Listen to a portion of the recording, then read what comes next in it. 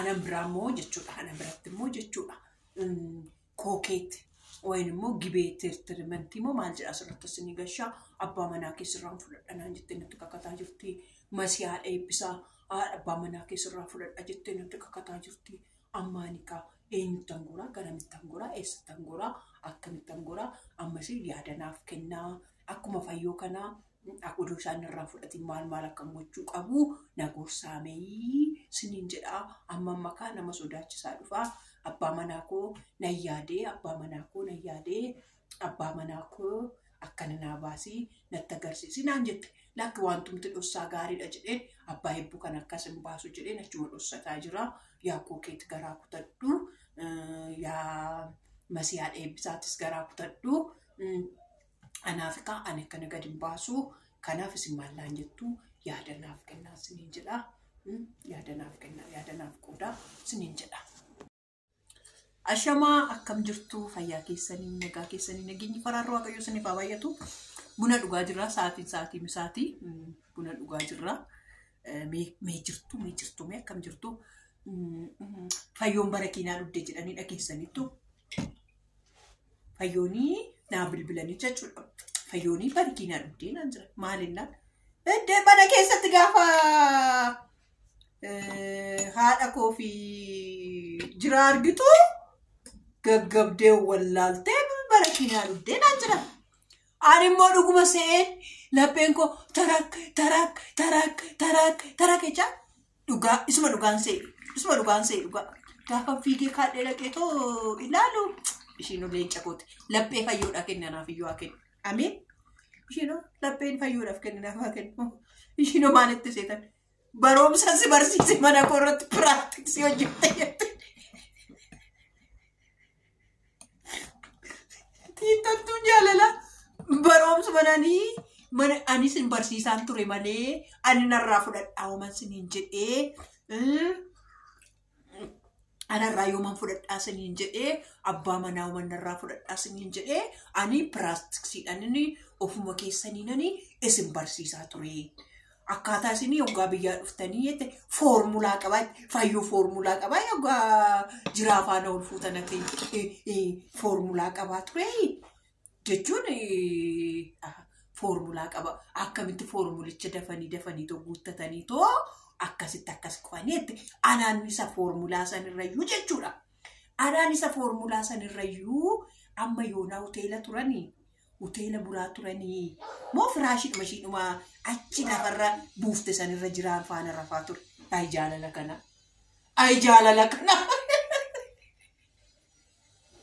ay jaalala kana achuma firaashichirra faana kottaa'e yaanna hannu kottu too ilaali isaanoo kootoo algaadhuma sakkamiirra lafsa jedhanii jidduu isaanii ciisuun barbaade furdoo kana fattee kana jidduu jette sun intala firaashi amma intini geessu buuste achitti irra ciisaa ture yoo ta'e kan beeku ana hoteeluma turan natti fakkaata malee hoteeluma turan natti fakkaata. Agaaga yaaditoo gaafa taa'etu yaadu hoteeluma turan malee amma sanitti kaa jechuudha.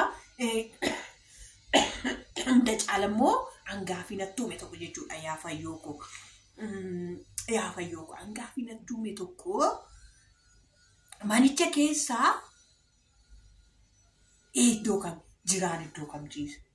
Ishiinis furdaa amma laficharra gaafa ciisee tol jedhu kuniisa burciisa gadi ciisee gaafa ka'u waraansi sana jeesne eessa ture anuu beeku moo soofallee kanallee godhu achuma isuma dhufeetuma nyaachisee bashannansiiseet malee manicha keessa wajjin hin bulle natti fakkaata.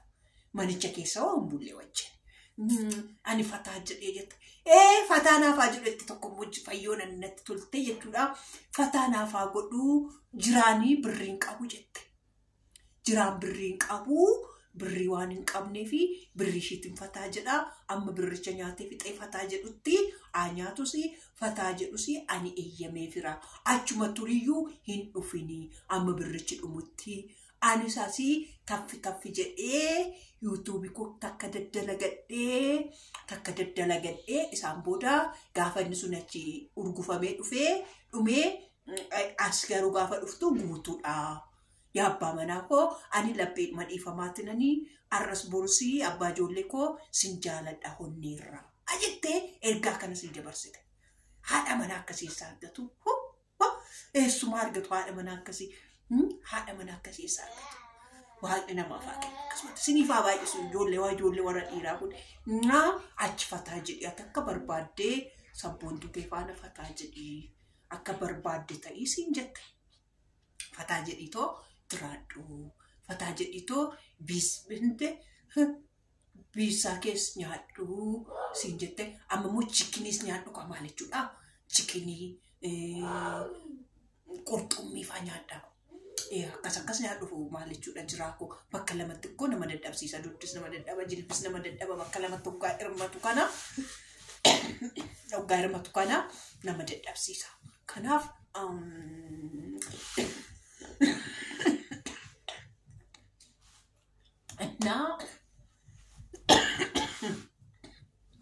maal ijoolleen cubbunaa sofni maatinna jedha. Maalanoo cubbunaa sofni maatinna jedha. Achitti jechuudha akkasuma akkasitti kaayaa jiraakoo. Atis immoo yaa intala ishii re'ee nyaattee akkana baaftee nutti agarsiiftu sun jechuudha. Har'a immoo algaa meetir kaayaa moo meetir kaamsaa nu wayya jetti. Meetir kaamsaa nu wayya akkasumatti tarkaafannee xab jennee gara natti buuna. Meetir kaayaa yoo ta'ee lakkii in kufna jette algaarraa kufna jette. Meetir kaamsaa wayya jette. Anaanan gaafii natti uume tokko mi'a isa Wallaggatti gale sun maal ta'a? Akkana osoo olii dhufamu achuma moo bakka lama jiraattan taroo? Innis gaafii natti uuma beektaa? Achitti immoo jechuudha. Amma dhuguma akkasitti mi'a kana hundumaatti itti gadi nannaxxeetoo bittee booda yoo maraatte hoo. Intalo inni jechuudha ati biraa akkasidha. Ati akkasitti kuruurruudha. Haadha manaa isa ishiisan akkasitti akkas qabateetoo deema. Shaqqetti. Ati garuu kuruurruudha. Amma foonichumatu xiqqooshii boffi waan jetteefi xiqqooshii amma si bira turu. Gaafa qilleensi Itoophiyaa jedhee shuu si jedhee uqqate xiqqooshii fa'aa shaqqaxxettee fa'aa uqqatte fa'aa gaduma deemta akkasuma gadi gabaabbatte malee akkasis hin babal'attu akkuma haa eebbaa kana olitti akkasitti xoologda. Yeroo sanuu maal taata?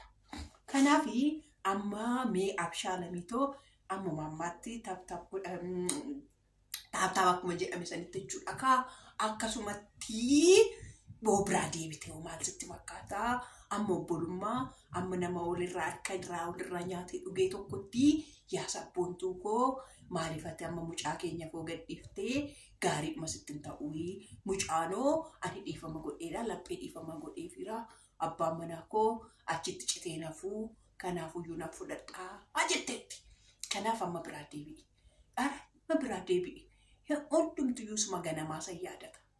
Amma fe'eeyyuu ta'u isuma ganamaa sanii irribaa keessa isu gaafa qaban irraanfatee fayyoo koo yoo siin jedhe hin gubatta garaachaa gubatta. Ati lamaan jiraanna jettee fayyoon immoo quufu gaafa quufee inniyyuu gaafa quufee harkatti jedhee dhufa jettee amma harkatti jedhutte. Fayyoon xiinxaltuu jaalalaati. Amma akkaataa fayyoon itti qabattu akkaataa xiinxalteetoo jaalala barsiiftee itti qabattu ishiin hin beekti.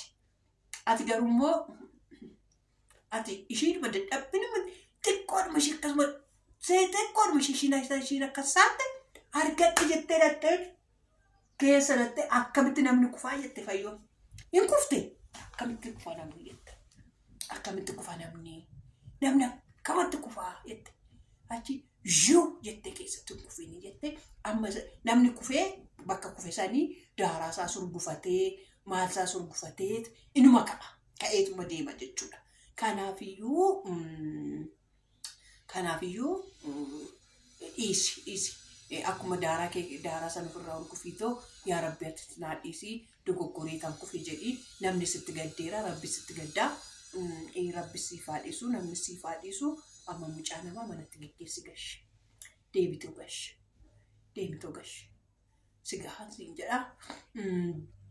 sigahan siin jedha maayidha seetana nan biraamu